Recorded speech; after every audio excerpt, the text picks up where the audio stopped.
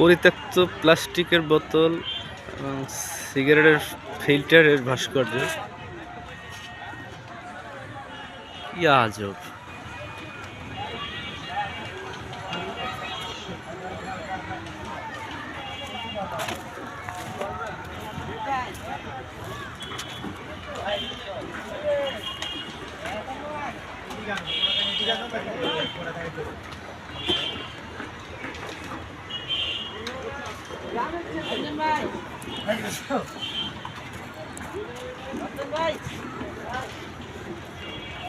আচ্ছা, এক্সাক্ট সংখ্যাটা বলতে পারবেন কত লক্ষ কোটি বোতল আছে এখানে?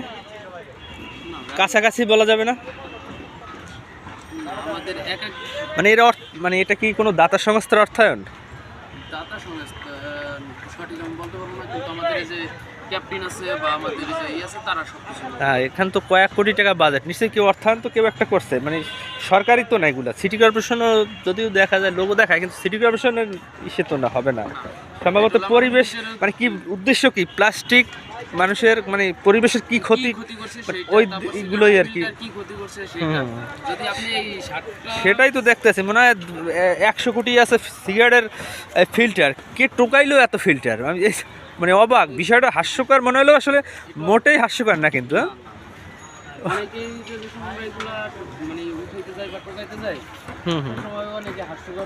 না না, আবার যারা বুঝে তারা আবার ই করে। টোকানোটা ভালো বিষয়, মানে ওটা কেউ ওটা নিয়ে কেউ ই করবে না। কিন্তু এই যে মানে একটা ভাস্কর্য বানানো, এই যে কী লাগাইটাকে একটা একটা করে, মানে অনেক পরিশ্রমের কাজ। এইটা অনেকে বলতেছে যে হাস্যকর এগুলো, মানে কী অবস্থা, কিন্তু আসলে বিষয়টা কিন্তু তা না।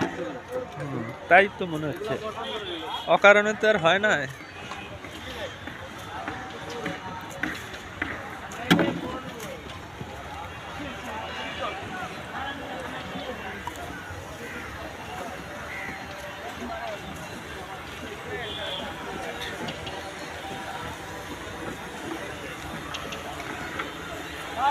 মানে যেন প্লাস্টিকের পরিত্যক্ত বোতলের ভুবন,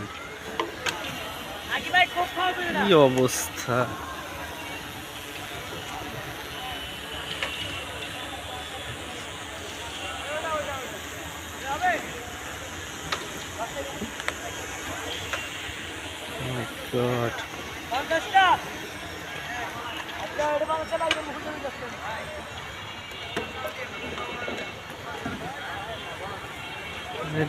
ঢাকা শহরের সমস্ত বোতল এক করে ফেলাইছে।